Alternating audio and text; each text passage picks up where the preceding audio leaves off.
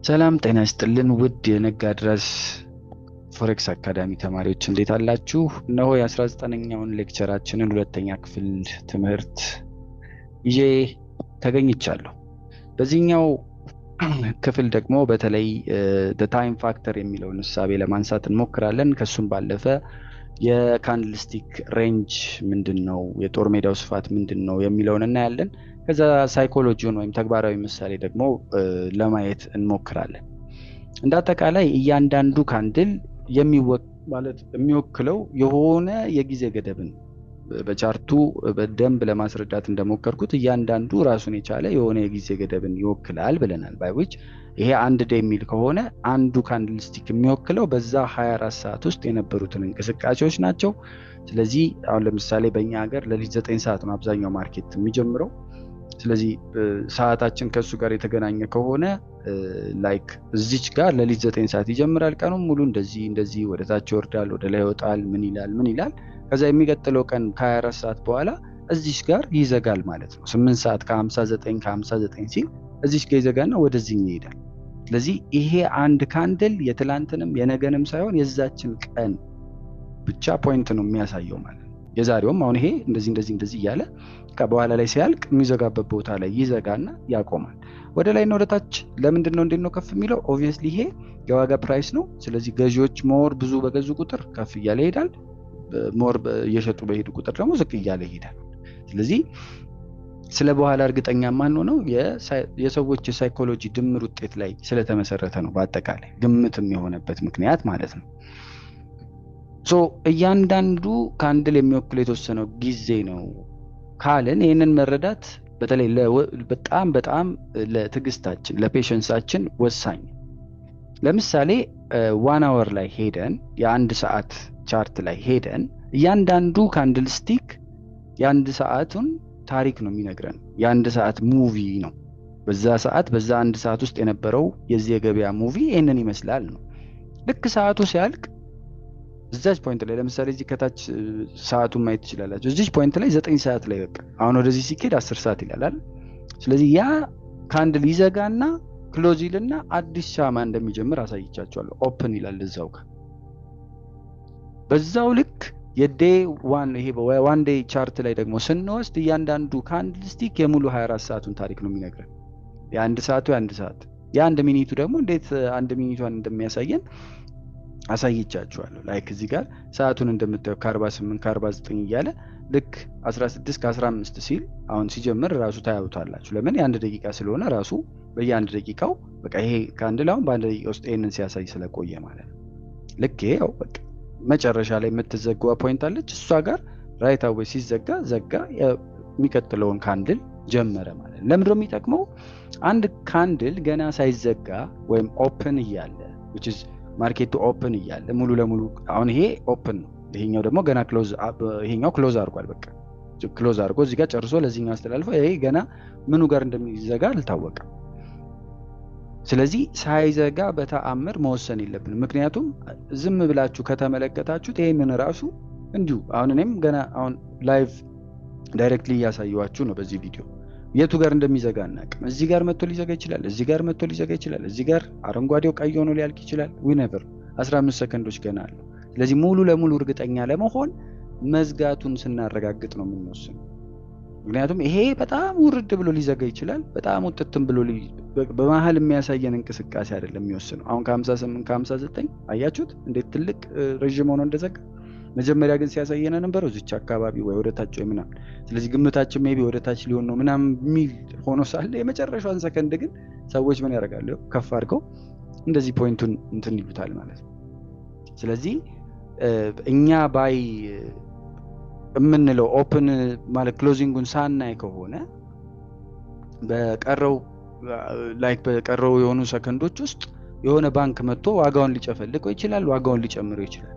ስለዚህ ካንድሉ ወደ ረጅም ጅራትነት ነው የሚቀየረው ወይም ወደ ዊክ ይኖረዋል ማለት ነው። የመጨረሻውን ሰከንድ ማወቅ በጣም አስፈላጊነቱ ይሄ ነው።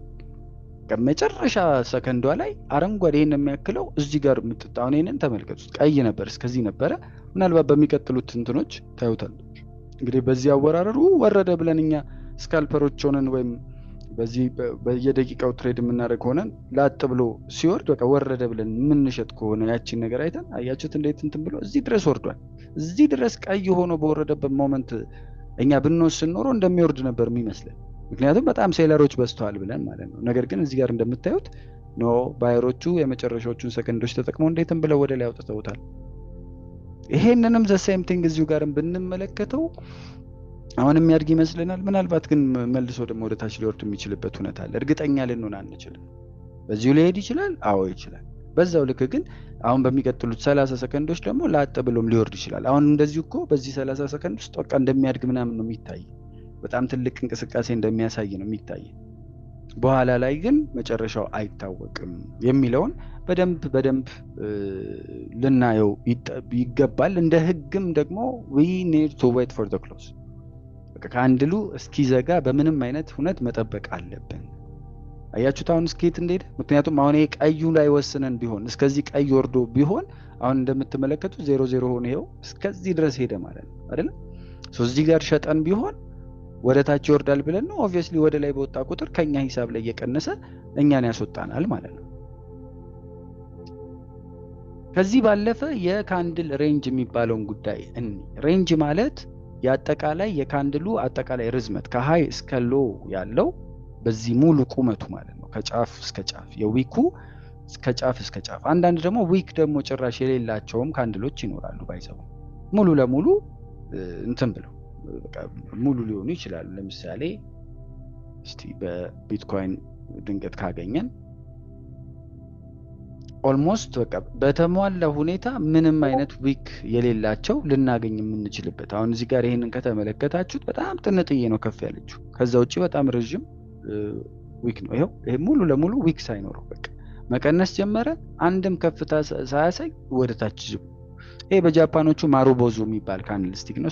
ስለ ካንድል ስቲክ በደንብ ስናወራ ብዙ ነገር የምታውቁበት መንገድ ይኖራል። እንደ አጠቃላይ ዋይድ ሬንጆች ወይም በጣም ሰፊ የሆነ ርዝመት ትልልቅ ካንድሎች ምን ነው የሚያሳዩት? በዚህ ሞመንት ላይ ገበያው ፈጣን እንደሆነ፣ ገበያው በፍጥነት በጣም ብዙ ሰዎች እየሸጡ ወይም ደግሞ በፍጥነት እየገዙ ስለመሆናቸው ማሳያ ነው። በተለይ ሎወር ታይም ፍሬም ላይ ደግሞ እንደዚህ ረጃጅሞችን የምናይ ከሆነ በአንድ ደቂቃውን ያለው ዲፍረንስ አሁን ለምሳሌ ይሄንን እንየውና ይሄ ብቻውን በአንድ ደቂቃ እዚህ ጋር እንደምትመለከቱት ብቻውን ከዚህ እስከዚህ ሲሄድ ኦልሞስት 455 ፒፕስ which is በጣም ረጅም ነው። በአንድ ደቂቃ ውስጥ ብቻ የነበረ የገዢዎች ፕሬሸር ነው ማለት። ስለዚህ ከዚህ ሳቢያ አንፃር እንዳጠቃላይ ባይ ዘ ዌይ እንደ ካንድል ስቲክነት የሚያሳየን በጣም ጥሩ ነገር ነው። ግን ትልልቅ ረጃጅም ካንድሎች በሚታዩበት ጊዜ ትሬድ ለማድረግ ጥሩ ጊዜ ነው የሚባለው፣ ምክንያቱም ዋጋው እየተንቀሳቀሰ ስለሆነ። የኛ ደግሞ ዋነኛ እንትናችን ምንድነው? ከታች እንገዛና ከላይ መሸጥ፣ ከላይ ደግሞ ይወርዳል ብለን ወደ ታች ሲወርድ መግዛት አይደል? በተለይ ይሄ እንዳጠቃላይ በተረጋጋ መንፈስ ትሬንዳችንን አውቀን ለመገበያየትና እድሎችን ለመጠቀም በጣም ይጠቅመናል።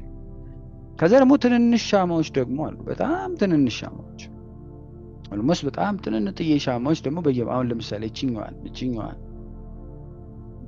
ምናምን ልታነሱ ትችላላችሁ። እነዚህ ሻማዎች ወይም እነዚህ ካንድሎች ደግሞ በዋነኝነት ገበያው መቀዛቀዙን ወይም እየተቀዛቀዘ ስለመሆኑ ማሳያዎችም ናቸው። አሁን ለምሳሌ ይሄንን ሜቢ በአንድ ሚኒት ስለሆነ ነው በዊክኒና ሜቢ በዊክ ከምናየው ደግሞ በዴይኒውና ብዙ እንቅስቃሴዎችን ለማየት ማለት ነው።